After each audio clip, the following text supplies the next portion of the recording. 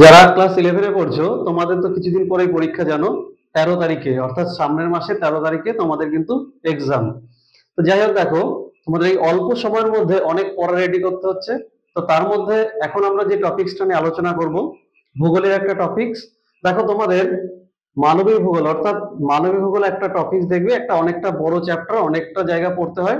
তো মানবিক ভূগোল আলোচনা করতে গেলে প্রায় 2 ঘন্টা 3 ঘন্টা লাগবে, কিন্তু একটা ইউটিউব ভিডিও তো অতটা বানানো সম্ভব না। শর্ট টাইমের মধ্যে 10 থেকে 15 মিনিটের মধ্যে একটা মানবিক ভূগোলের ছোট্ট ধারণা তোমাদেরকে দিচ্ছি।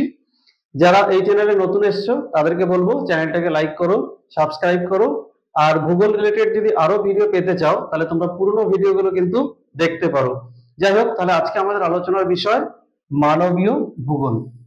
দেখো, তাহলে আমি যেহেতু ভূগোলের মাঝখানে একটা পাঠ আলোচনা করছি, তাই ভূগোলের টোটাল বিষয়টা আলোচনার মধ্যে আমি যাবো না, শুধু জাস্ট মানবিক ভূগোলের মধ্যেই থাকবো। তবুও দেখো, এই মানবিক ভূগোল আলোচনা করতে গেলে একটা টপিকস নিয়ে কখনো আলোচনা করতে গেলে হয় না। এই মানবিক ভূগোল নিয়ে সব থেকে যে ভূগোলবিদ বেশি বর্ণনা করেছে বা বর্ণনা দিয়েছেন, তার নাম কি? তার নাম হচ্ছে কার্ল রিটার,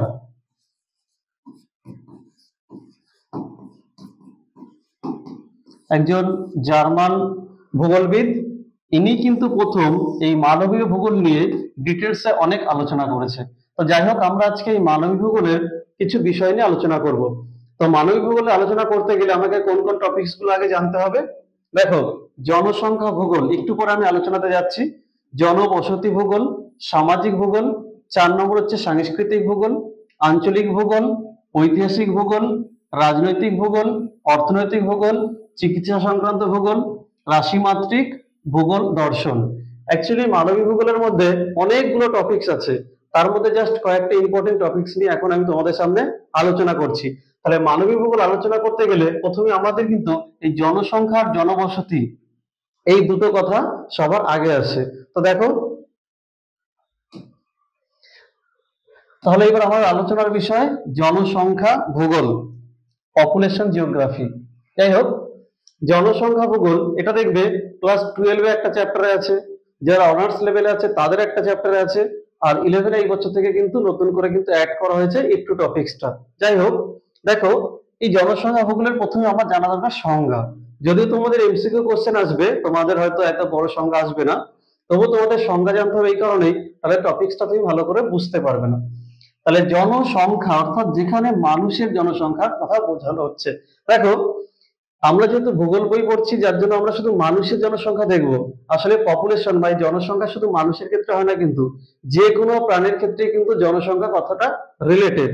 যাই হোক, এবার আমাদের যেহেতু সিলেবাসের মধ্যে মানুষের জনসংখ্যা বোঝানো হচ্ছে, তাই আমরা কিন্তু এই মানুষের জনসংখ্যা নিয়েই কিন্তু আলোচনা করব। একটু তুমি গভীরে গিয়ে ভাবো, তাহলে জনসংখ্যা ভূগোলে কি আলোচনা করা হবে? তাহলে যেখানে জন্মহার, মৃত্যুহার, পরিব্রাজন, জনসংখ্যা বৃদ্ধির গতি প্রকৃতি, তাহলে যাবতীয় জিনিস নিয়ে আলোচনা করা হবে কোথায়? এই জনসংখ্যা ভূগোলে। এই জনসংখ্যা ভূগোলের জনককে?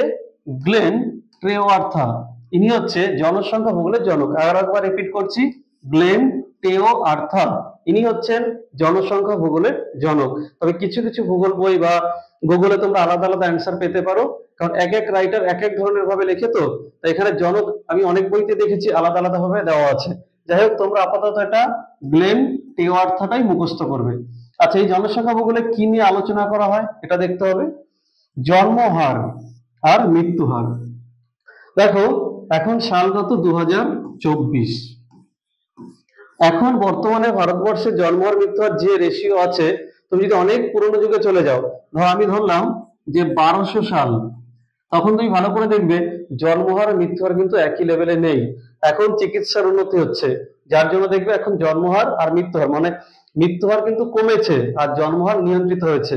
একটু ভূগোল বইটা ভালো করে ঘাটাঘাটি করবে, দেখবে 1970 দশকের পরে, 1970 সালের পর থেকে এই যে 2000 সাল, এর মধ্যে কিন্তু ভারতের জনসংখ্যা দ্বিগুণ হয়ে গেছে, অর্থাৎ জনসংখ্যা গতি প্রকৃতি দ্বিগুণ হয়ে গেছে। অর্থাৎ জন্মহার এত বেশি ছিল আর পরিব্রাজনের হার এত বেশি ছিল যে সেখানে জনসংখ্যা বাড়ছিল আস্তে আস্তে। তাহলে সমস্ত কিছু বিষয় কিন্তু এই জনসংখ্যা ভূগোলে কিন্তু আলোচনা করা হয়। আর কি? জনসংখ্যার বন্টন কাঠামো। বন্টন বলতে কি, কোথায় কি পরিমাণে জনসংখ্যা আছে। দেখো, পৃথিবীর সব জায়গাতে জনঘনত্ব কিন্তু সেম নেই, অর্থাৎ গোটা ভারতের জনঘনত্ব আর এক একটা রাজ্যের জনঘনত্ব কখনো এক হতে পারে না। তাহলে আমাকে এবার বুঝতে হবে জনঘনত্ব কি। জনঘনত্ব অর্থাৎ হচ্ছে ধরো কোন একটা দেশে মোট কতটা আয়তন আছে, বোঝা গেল, মোট কতটা আয়তন আছে আর মোট কত জনসংখ্যা আছে। তাহলে এই মোট জনসংখ্যা থেকে মোট জমিকে ভাগ করলে যেটা পাওয়া যাবে সেটাই জনঘনত্ব। বা আরো শর্টকাটে বলতে গেলে বোঝানো হয় প্রতি বর্গ কিমিতে কতজন লোক বাস করে, তাহলে এটা হচ্ছে কি জনঘনত্ব। তাহলে এক এক জায়গাতে কিন্তু জনসংখ্যার বন্টন একরকম, এক এক জায়গাতে তার কাঠামো একরকম, স্ট্রাকচার একরকম। তাহলে এই সমস্ত কিছু কিন্তু এই জনসংখ্যা ভূগোলে আলোচনা করা হয়। নেক্সট কি ভবিষ্যৎ আলোচনার ক্ষেত্র। এই যে আমরা জনসংখ্যা ভূগোল নিয়ে পড়াশোনা করব, আলোচনা করব, এর কি কোনো কারণ আছে, মানে ভবিষ্যতে কি কোনো রিজন আছে? হ্যাঁ, অবশ্যই আছে। দেখো, আমি যদি কোনো দেশের জনসংখ্যা বৃদ্ধি বুঝতে পারি যে কোনো দেশে যে পরিমাণ জনসংখ্যা বৃদ্ধি হওয়ার কথা তার থেকে অনেক বেশি বৃদ্ধি পাচ্ছে, তাহলে সেটা নিয়ন্ত্রণ করতে হবে। কারণ সম্পদের তুলনায় যদি জনসংখ্যা বেড়ে যায় তাহলে কিন্তু সে দেশে কি হবে, প্রচুর পরিমাণে মানে জনসংখ্যা বাড়বে, দেশে কিন্তু সেই পরিমাণে ডেভেলপ হবে না। আবার সম্পদের তুলনায় যদি জনসংখ্যা কম থাকে তাহলে সম্পদ কিন্তু সুষ্ঠুভাবে বন্টন হবে না। অর্থাৎ একটা কাম্য জনসংখ্যা প্রয়োজন। একটা দেশে যতটা সম্পদ আছে সেই পরিমাণে যদি জনসংখ্যা থাকে তাহলে কিন্তু দেশটা ডেভেলপ হবে।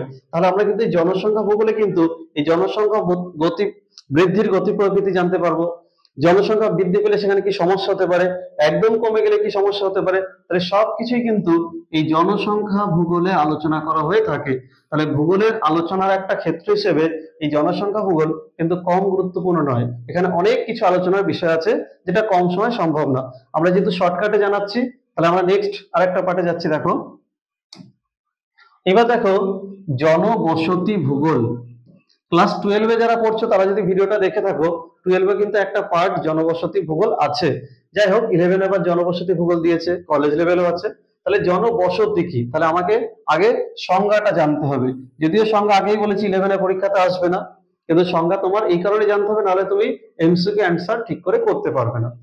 তাহলে আমার কি আছে জনবসতি। দেখো, জনবসতি বলতে আমরা মেইনলি দুটো কথা বুঝি। দুটো কথা কি কি বুঝি, হয় আমরা বুঝি গ্রাম, আর না হলে বুঝি আমরা শহর। তাহলে আমরা এই দুটো অবস্থাকেই বুঝি, হয় গ্রাম বসতি হবে নাহলে শহর বসতি হবে। গ্রাম বসতি জিনিসটা কি, যেখানে মানুষ কৃষিকাজের সঙ্গে যুক্ত, শিল্প আর বাণিজ্যের সঙ্গে কম যুক্ত। আর শহর বলতে কি বুঝি, যেখানে মানুষ কৃষিকাজের সঙ্গে কম যুক্ত থাকবে, অর্থাৎ এখানে তুমি ধরেই নাও 25% লোক অন্য কাজ করে আর 75% লোক হচ্ছে কৃষি কাজ করে। মানে আমি গ্রামের কথা বলছি। কিন্তু যখন একটা শহরে যাব তখন দেখা যাবে যে কৃষিকাজ ছাড়া অন্য যেসব কাজ আছে 80% লোক ওই কাজই করে। সেটা শিল্প হতে পারে, সেটা বাণিজ্য হতে পারে, বা আধুনিক যে কাজ বাজ আছে সেগুলো হতে পারে, অর্থাৎ অকৃষি কাজের সঙ্গে যুক্ত থাকবে। তাহলে জনবসতি মানে কিন্তু এই গ্রাম আর শহর, এই কথাটা আমার মাথায় আগে আসবে। আর একটা ব্যাপার আছে, এই গ্রাম আর শহরের মাঝামাঝিও কিন্তু কিছু এলাকা আছে যাকে ইংরেজি পরিভাষা বলা হয় রারবান। মানে আরবান আর রুরাল একসাথে অ্যাটাচ করে নামটা রাখা হয়েছে রারবান। যাই হোক, তাহলে এখানে কি কি নিয়ে আলোচনা করা হচ্ছে, জনবসতির নকশা আর গ্রামীণ ও পৌরবসতি। তাহলে জনবসতির নকশা মানে কি, নকশা মানে হচ্ছে প্যাটার্ন। কিভাবে প্যাটার্ন, ধরো নদীর পাড়ে যদি বসবাস করে, ধরো এখান থেকে একটা নদী গেল, এখানে কিছু লোক বসবাস করলো, এখানে কিছু লোক বসবাস করলো, তাহলে বুঝতে হবে এখানে হচ্ছে সরলরৈখিক প্যাটার্ন থাকতে পারে। তুমি ধরো একটা মেন রোড এখান থেকে যাচ্ছে, এইখান থেকে ধরো মানুষরা 90 ডিগ্রি অ্যাঙ্গেলে এখানে বসবাস করছে, তাহলে এটা একটা প্যাটার্ন হতে পারে। তাহলে জনসংখ্যার প্যাটার্ন মানে এক এক জায়গায় এক এক রকম হবে, কোথাও রৈখিক হতে পারে, কোথাও গোষ্ঠীবদ্ধ হতে পারে। আবার পাহাড়ি অঞ্চলে চলে যাবে, পাহাড়ি অঞ্চলে দেখবে এখানে একটা বাড়ি, এখানে একটা বাড়ি, এখানে একটা বাড়ি, অর্থাৎ বিক্ষিপ্ত ভাবে থাকবে। তাহলে এই জনবসতিতে কিন্তু এই গ্রাম আর পৌরবসতি এইগুলোর পাশাপাশিও গ্রাম বসতি বা পৌরবসতির প্যাটার্নটা কেমন, নকশাটা কেমন, এটাও কিন্তু আলোচনা করা হয়। এবার কথা হচ্ছে ভবিষ্যতে তাহলে আমার এটা কি কাজে লাগবে, অবশ্যই কাজে লাগবে। দেখো, যদি পরিকল্পনা করে এই জনবসতি বসানো হয় তাহলে অনেক ডেভেলপ হবে। তোমরা যদি কোনোদিনও জিপিএস এর সাহায্যে বা গ্লোবাল মানে যাই হোক ইন্টারনেটের সাহায্যে যদি তোমরা দেখো যে আমেরিকা বিভিন্ন সান ফ্রান্সিসকো শহরের কথা বলি, তোমরা গুগলে যদি ভালো করে দেখো ম্যাপে দেখতে পারবে ওখানে সুন্দর করে এইভাবে প্যাটার্ন করে না বসবাসগুলো করা আছে। মানে চারদিকে রাস্তা, এদিকে বাড়িঘর থাকবে আর মাঝখানে কিছু গাছ থাকবে, এইভাবে বাড়িঘর গুলো আছে। মানে কি প্রত্যেকটা বাড়ি মেন রাস্তার সঙ্গে যুক্ত থাকবে, পয়ঃপ্রণালী থাকবে, রাস্তার তলা থেকে ড্রেন, কেবল সবকিছু কিন্তু মাটির তলা থেকে থাকে, যার ফলে কিন্তু এখানে ক্ষয়ক্ষতি কম হয়। কিন্তু যেখানে ধরো ঘিঞ্জি পরিবেশ, ধরো মুম্বাই তোমরা জানো ধারাবস্তি বলে একটা জায়গা আছে, তো সেখানে জনঘনত্ব কিন্তু প্রচুর বেশি। তাহলে এই জনবসতিটা অনেকটা নির্ভর করে সেই জায়গাটা কত তাড়াতাড়ি ডেভেলপ করা যাবে, সেই জায়গাটা কত তাড়াতাড়ি উন্নত করা যাবে, মানুষ কি কি পরিষেবা পাবে। তাহলে এইসব আলোচনার জন্য কিন্তু এই জনবসতি ভূগোল কিন্তু পড়াটা অবশ্যই দরকার। এইবার নেক্সট আমাদের আলোচনার বিষয় হচ্ছে সামাজিক ভূগোল। দেখো, এই যে সামাজিক ভূগোলের কথা বলছি, আমরা কিন্তু সমাজবদ্ধ জীব, মানে আমরা মানুষ, আমরা কিন্তু প্রথম থেকে কিন্তু গোষ্ঠীবদ্ধ। অর্থাৎ আমরা যখন প্রথম একদম আমি প্রাচীন কালের কথা বলছি, তখন কিন্তু মানুষ জঙ্গলে ঘুরে বেড়াতো, পাহাড়ের গুহায় থাকতো, তারপর থেকে কিন্তু মানুষ একসাথে গোষ্ঠীবদ্ধ হয়েছে শিকারের জন্য, কখনো ফসল চাষের জন্য। তাহলে তখন থেকেই কিন্তু মানুষ সামাজিক, অর্থাৎ একত্রে বসবাস করে একটা সামাজিক পরিবেশ তৈরি করতে ভালোবাসে। তাহলে সংজ্ঞাটা এই ধরনের লিখলেই হবে। জনক কি আছে? এডমন্ড ডেমেলো। আর একবার রিপিট করি, এডমন্ড ডেমেলো। এই যে জনক, আলোচ্য বিষয় কি? জাতি, ধর্ম, বর্ণ, সামাজিক গঠন। দেখো, এখন আমরা তো বলি, আমরা কথা কথা বলি আমি হিন্দু, আমি মুসলমান, আমি খ্রিস্টান, কিন্তু তুমি আজ থেকে 5,000 বছর আগে চলে যাও, তখন দেখবে তখন কিন্তু এইরকম ধর্ম নিয়ে তুমি লড়াই করতে পারবে না যে তুমি কোন ধর্মের লোক। তখন কিন্তু প্রাচীন কাল, মানে তখন হবে প্রাচীন প্রস্তরের যুগ, মধ্য প্রস্তরের যুগ, নব্য প্রস্তরের যুগ। আর তারা একত্রে বসবাস করতো নিজেদেরকে সুরক্ষার জন্য, আর কি করার জন্য? বিভিন্ন জিনিস শিকার করার জন্য, চাষের জন্য। তখন কিন্তু এইরকম ভেদাভেদটা ছিল না। আস্তে আস্তে সমাজ ডেভেলপ হয়েছে, তার সঙ্গে মানুষের আলাদা আলাদা শ্রেণী বিভাগ হয়েছে, আলাদা আলাদা ধর্ম হয়েছে, আলাদা আলাদা তাদের মধ্যে শ্রেণী বৈষম্য, অর্থাৎ ব্রাহ্মণ, ক্ষত্রিয়, বৈশ্য, শূদ্র, এটা হতে পারে, বা ধর্মের দিক থেকে হিন্দু, মুসলমান, খ্রিস্টান, বৌদ্ধ। তাহলে যত দিন গেছে আস্তে আস্তে কিন্তু এইভাবে এক একটা আলাদা আলাদা প্যাটার্ন তৈরি হয়েছে। তাহলে এই সামাজিক থেকেই কিন্তু আস্তে আস্তে এই পরিবর্তনটা এসেছে। এই জন্য আমার এখানে জাতি নিয়ে আলোচনা করতে হবে, ধর্ম নিয়ে আলোচনা করতে হবে, বর্ণ নিয়ে আলোচনা করতে হবে, আর সামাজিক গঠন বা স্ট্রাকচার নিয়ে আলোচনা করতে হবে। তাহলে এটা ভবিষ্যতে আলোচনার ক্ষেত্রে তাহলে কি আছে? দেখো, ভবিষ্যতে বিশ্বায়ন। দেখো, আমাদের বিভিন্ন দেশের মধ্যে আন্তঃসম্পর্ক গড়ে তুলতে হবে। প্রথম বিশ্বযুদ্ধ, আমরা জানি প্রথম বিশ্বযুদ্ধ যখন হয়েছিল অনেক দেশ নষ্ট হয়েছিল, ক্ষয়ক্ষতি হয়েছিল। তারপরে দ্বিতীয় বিশ্বযুদ্ধ, একটা বিশ্বযুদ্ধ মানে কি? দেশের ক্ষতি, সাধারণ মানুষের ক্ষতি, ফসলের ক্ষতি, চাষবাসের ক্ষতি, অর্থনৈতিক ক্ষতি। এইগুলো মানুষ দেখে দেখে দেখে দেখে না আস্তে আস্তে মানুষ শিখেছে। তাই চট করে কিন্তু এখন মানুষ যুদ্ধ যায় না। যাই হোক, তাহলে এই বিশ্বায়ন একটা ব্যাপার আছে, সামাজিক বিবর্তন হয়েছে, দিনের পর দিন পরিবর্তন হয়েছে। আর সামাজিক মূল্যবোধটা জানতে হবে যে পৃথিবীতে এত প্রাণী বাস করা সত্ত্বেও সবার থেকে ভালো বোঝে কে? মানুষ। মানে মানে আমাদের যে পরিবেশটা নিয়ন্ত্রণ কারা করছে? মানুষ নিয়ন্ত্রণ করছে। তাহলে তারা সামাজিক ভাবে নিয়ন্ত্রণ করছে। তাহলে ভবিষ্যতে কিভাবে নিয়ন্ত্রণ করলে এই সমাজটাও ঠিকঠাক থাকবে, এই সমস্ত কিছু আলোচনা করা হবে কোথায়? এই সামাজিক ভূগোলে।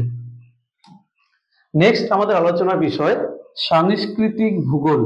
দেখো, প্রথমেই কিন্তু এই সাংস্কৃতিক ভূগোল নিয়ে কিন্তু আমি আলোচনা করতে পারতাম না যদি না আমার আগে থেকে জনসংখ্যা, জনবসতি বা সামাজিক সব আলোচনা করার পরে কিন্তু আসে সংস্কৃতি। প্রথমেই কিন্তু পার্টিকুলার ডাইরেক্ট আজকে যে ডেভেলপ করা সংস্কৃতি দেখতে পাচ্ছ সেটা কিন্তু প্রথমেই ছিল না। আর প্রত্যেকটা পরিস্থিতিতে সাংস্কৃতিক অবস্থান বলে, কিন্তু প্রাচীনকালে সাংস্কৃতিক অবস্থা আর আজকে মডার্ন যুগে সাংস্কৃতিক অবস্থা এক কিন্তু নয়। তাহলে আমাকে সাংস্কৃতিক ভূগোল জানতে হবে কি? আজকের দিনে যে সমাজ ডেভেলপ হওয়ার পর, উন্নতি হওয়ার পরে এক এক দেশের কালচার এক এক রকম। তুমি আমেরিকাতে চলে যাও, সেখানে মানুষের কালচার, ইন্ডিয়াতে আসো সেখানে মানুষের কালচার, বা অন্য একটা জায়গাতে যাও সেখানে কালচার আলাদা। তুমি জলবায়ুগত ভেদাভেদ দেখতে পারো, নিরক্ষীয় অঞ্চলের মানুষ আলাদা রকম থাকে, তাদের সংস্কৃতি আলাদা। তুমি ক্রান্তীয় অঞ্চলে আসো, সেখানে সংস্কৃতি আলাদা। তুমি মেরু অঞ্চলের দিকে যাও, মেরু অঞ্চলে তেমন লোক থাকে না। নাতিশীতোষ্ণ অঞ্চলে যাও, সেখানে দেখবে একরকম কালচার, অর্থাৎ সেখানে সংস্কৃতি কিন্তু এক এক রকম। তাহলে সাংস্কৃতিক ভূগোলের জনককে? কার্ল ও সয়ার, দুজন ব্যক্তি। এখানে আলোচনার বিষয় হচ্ছে মানব সভ্যতার উদ্ভব। তাহলে এখানে দেখো, সংস্কৃতি যখন মানুষ পাথরের যুগে বাস করত, মানে তোমরা জানো যে পুরাতন প্রস্তরের যুগ, নব্য প্রস্তরের যুগ। তাহলে যখন এই পাথরের যুগে বাস করতো তখনকার মানুষ, আর যখন মানুষ আগুন জ্বালাতে শিখলো তখনকার মানুষ, আর যখন মানুষ হচ্ছে আগুনের সাথে সাথে চাকা আবিষ্কার করলো তখনকার মানুষ। আর আমি বলতে যাচ্ছি পাথর আবিষ্কার মানে পাথরের যুগ, প্রাচীন প্রস্তরের যুগ, মধ্য প্রস্তরের যুগ, নব্য প্রস্তরের যুগ। তারপরে মানুষ যখন আগুন জ্বালাতে শিখলো, শিকার করতে শিখলো, চাকা আবিষ্কার করলো, তাহলে এই দেখো সাংস্কৃতিক ভাবে কিন্তু তার পরিবর্তনও দেখা দিয়েছে। আজকে যদি আমি 2024 সালে সংস্কৃতির কথা বলি, কালচারের কথা বলি, তাহলে দেখো এক এক দেশে এক এক রকম কালচার। ইংল্যান্ড, ইউরোপে দেখবে সবার আগে শিল্প বিপ্লব হয়েছিল, তাহলে ইংল্যান্ডের সাংস্কৃতিক দিক কিন্তু অনেকদিন আগে থেকে উন্নত ছিল। আস্তে আস্তে কিন্তু এশিয়া, ইউরোপ, ইউরোপ আগে থেকেই ছিল, এশিয়া আর আফ্রিকা পরের দিকে এদের সাংস্কৃতিক ডেভেলপ হয়েছে, অর্থাৎ সমাজের নানা পরিবর্তন হয়েছে। তাহলে মানব সভ্যতার উদ্ভব আর পরিবেশের উপর প্রভাব, তাহলে এই যে নতুন নতুন করে কালচার উদ্ভব হচ্ছে, মানুষের উপর প্রভাব হচ্ছে, সমাজ পরিবর্তন হচ্ছে, তাহলে এটাকেই কিন্তু এই সাংস্কৃতিক ভূগোলে আলোচনা করা হয়ে থাকে। আচ্ছা, এখানে আলোচনার ক্ষেত্র কি? মিশ্র নতুন সংস্কৃতি, স্থানীয় পরিবেশের মানুষের সাংস্কৃতিক কার্যকলাপ। আচ্ছা, এখানে আমি স্থানীয় কথাটা কেন লিখেছি দেখো। স্থানীয় কথাটার কারণ হচ্ছে, আমি আগেই বললাম, ধরো আমি পৃথিবীটাকে যদি ভাবি এক একটা অঞ্চল হিসেবে যদি ভাবি, ধরো পৃথিবীটা, তাহলে এই যে নিরক্ষীয় অঞ্চল, এরকম জায়গাতে নিরক্ষীয় অঞ্চল আছে, ঠিক একই রকম ভাবে তাহলে তার পার্শ্ববর্তী অঞ্চলগুলো, নিশ্চয়ই কাছাকাছি অঞ্চলগুলো, এখানেও ক্রান্তীয় অঞ্চল থাকবে, তাহলে এখানেও ক্রান্তীয় অঞ্চল থাকবে। দেখবে এই ক্রান্তীয় অঞ্চলে যে মানুষ, এখানে মানে এখানকার মানুষের যে কালচার আর এখানকার মানুষের যে কালচার, দুটো কিন্তু এক থাকে না, জলবায়ুর উপর কিন্তু অনেকটা নির্ভর করে, আলাদার উপর তো নির্ভর করেই। এই জন্য আমি স্থানীয় পরিবেশ বলার কারণ, সে স্থানীয় পরিবেশে প্রাকৃতিক পরিবেশ, অর্থনৈতিক পরিবেশ মানুষের উপরে যেমন প্রভাব বিস্তার করবে, সেখানে কালচার কিন্তু তেমনই গড়ে উঠবে।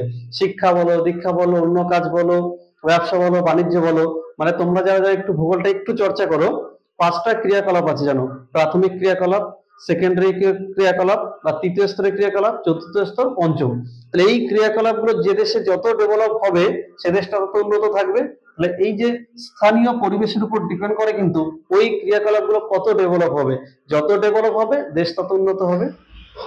আচ্ছা দেখো, যেহেতু একটা ভিডিও অনেক বড় হয়ে যাচ্ছে, তাহলে ভিডিওটা ছোট করার জন্য পরের বিষয়গুলোকে আমি একটু শর্টকাটে বোঝাচ্ছি, কারণ একসাথে যদি লং সব প্রত্যেকটা বিষয় পড়ানো হয়, ভিডিওটা 2 ঘন্টা হয়ে যেত।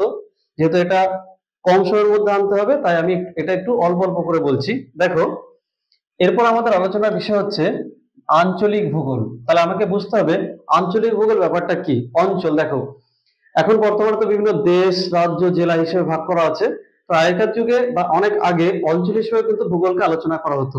এবার অঞ্চল মানে তুমি বিভিন্ন ভাবে সেটা ভাবতে পারো, দেশ হিসেবে ভাবতে পারো, তুমি জলবায়ু পরিষেবা হিসেবে ভাবতে পারো। দেখো, একটু আগে আমি একটা যে তোমাদেরকে গ্রুপ দেখালাম, গোটা পৃথিবীতে দেখো এইভাবে যদি আমাদের পৃথিবীটা থাকে, তাহলে যে আমি বলি নিরক্ষীয় অঞ্চল, দেখো এই যে নিরক্ষীয় কথাটা বলছি, নিরক্ষীয়, তারপর কিন্তু আমি অঞ্চল কথাটা ব্যবহার করছি।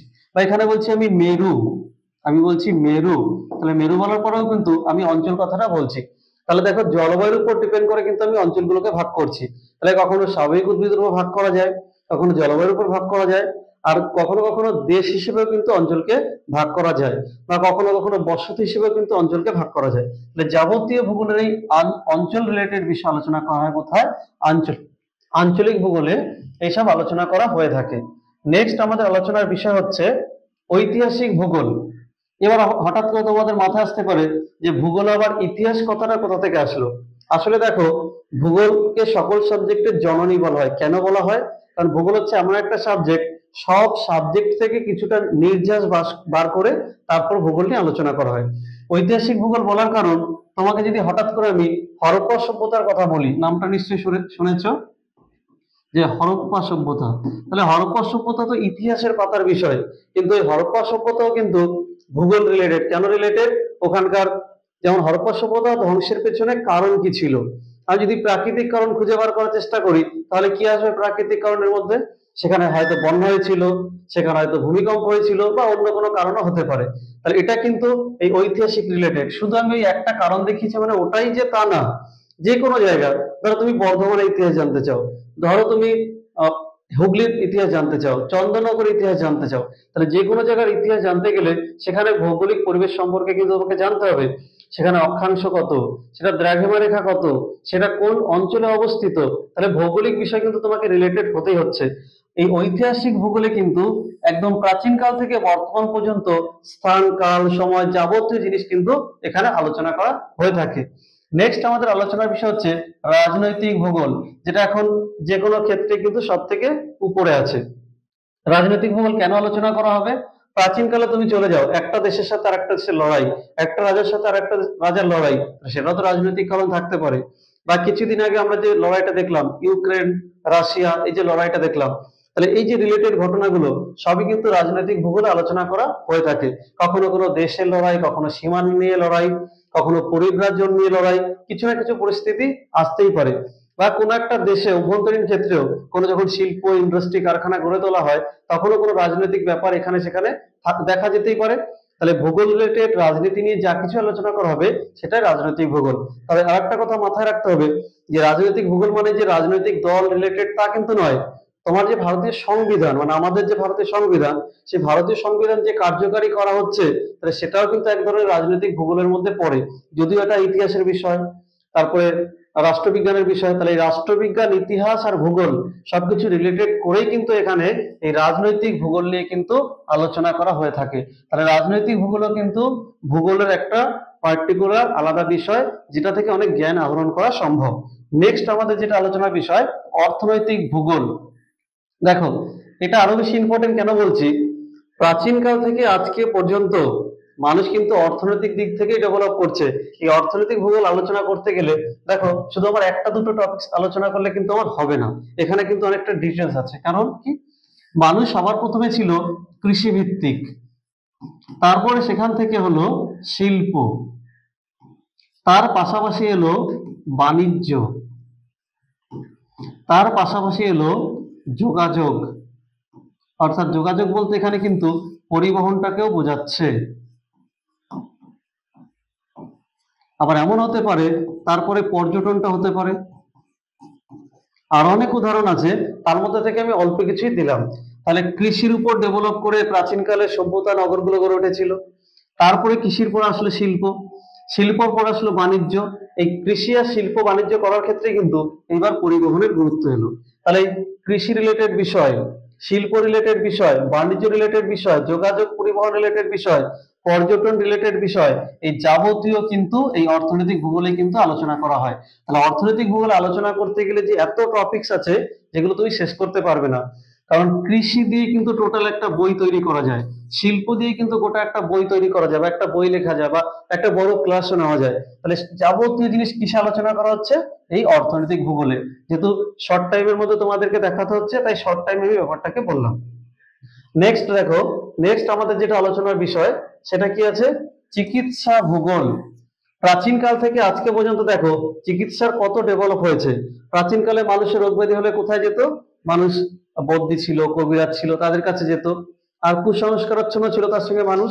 এখন মানুষ আপডেট হয়েছে, উন্নত হয়েছে, এখন মানুষ হসপিটালে যায়, বিভিন্ন যে হাসপাতালগুলো আছে সেখানে যায়, সেখানে চিকিৎসার অনেক উন্নতি হয়েছে।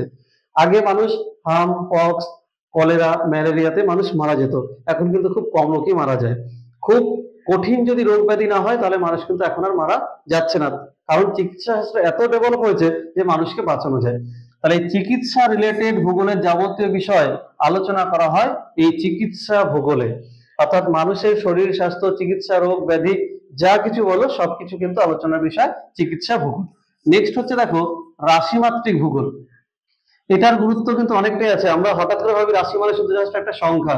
তুমি ভালো করে চিন্তা করে দেখো, এখন স্যাটেলাইট এসেছে বলে উপর থেকে রিমোট সেন্স, মানে কোনো কিছু টাচ না করে অনেক কিছু জানা যাচ্ছে বা শেখা যাচ্ছে। কিন্তু আমি যদি প্রাচীন কালের কথা বলি, আমরা চট করে ধরো এরকম পৃথিবীর কথা বলি, সেখানে আমরা নিরক্ষরেখার কথা বলি, দ্রাঘিমা রেখার কথা বলি, তাহলে এইগুলো কিন্তু কোনো দাগ কি পৃথিবী টানা হয়েছে? টানা হয়নি, কিন্তু এগুলো কল্পনা। সমস্ত কিছু কিন্তু জ্যামিতির সাহায্যে করা হয়েছে। বর্তমানে দেখো ত্রিকোণমিতি, জ্যামিতি বা আলাদা যে অঙ্ক রিলেটেড বিষয় বা সংখ্যা রিলেটেড বিষয়, সবকিছুই কিন্তু এই রাশি মাত্রিক ভূগোল আলোচনা করা হয়। রাশি বলতে যদি শুধু একটা সংখ্যা বোঝো তাহলে তুমি ভুল বুঝতে পারছো।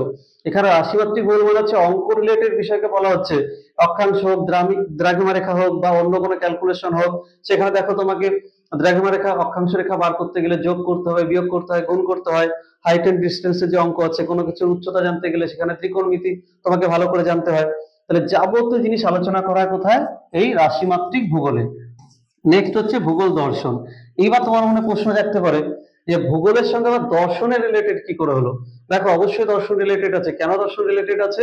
যবে থেকে মানুষ পৃথিবীতে সৃষ্টি হলো তবে থেকে আজ পর্যন্ত কিভাবে রূপান্তরিত হয়েছে, তবে থেকে তাদের কৃষি শিল্প বাণিজ্য যে তাদের উন্নতি ডেভেলপ, আগে কি ডেভেলপ ছিল এখন কি ডেভেলপ হয়েছে, তাহলে সেটা কোন ধারাতে উন্নতি হয়েছে। তাহলে দার্শনিক ভাবে সেগুলো সঠিক ব্যাখ্যা, চিন্তা করা, তর্ক বিতর্ক করা, আলোচনা করা, যে সময় আমরা ছিলাম না সেই সময় ইতিহাস, সেই সময়ের ভূগোল, তাহলে জানতে গেলে কিন্তু আমাকে অবশ্যই এই দর্শনের সহযোগিতা নিতে হবে। অর্থাৎ দর্শন ভূগোলে সেই পৃথিবী সৃষ্টির পর থেকে আজকে পর্যন্ত যা কিছু রিলেটেড বিষয় আলোচনা করা হচ্ছে সবই কিন্তু দর্শন শাস্ত্র রিলেটেড। তাহলে ভূগোলের আরেকটা শাখা কি হলো, দর্শন। দেখো তোমরা যারা যারা এতক্ষণ ধরে আমার ভিডিওটা দেখলে তাদেরকে বলবো, যারা এখনো পর্যন্ত আমার চ্যানেলটাকে লাইক করোনি বা সাবস্ক্রাইব করোনি তাদেরকে বলবো লাইক করো, সাবস্ক্রাইব করো। আর এখানে যে শুধুমাত্র যে ক্লাস 11 আজকে পড়ালাম বলে যে 11 ক্লাসেরই যে বিষয় দেওয়া হয়, আসলে কিন্তু তা না। এখানে 9, 10, 11, 12 এবং ফার্স্টের রিলেটেড অনেক তথ্য এখানে দেওয়া আছে, বা পড়াশোনার বিষয় আছে, ভূগোলের বিষয় আছে, ইতিহাসের বিষয় আছে। যারা নতুন এসেছে তারা পুরোনো ভিডিওগুলো কিন্তু দেখতে পারো। তাহলে তোমাদের সাথে দেখা হবে নেক্সট আরেকটা ভিডিওতে।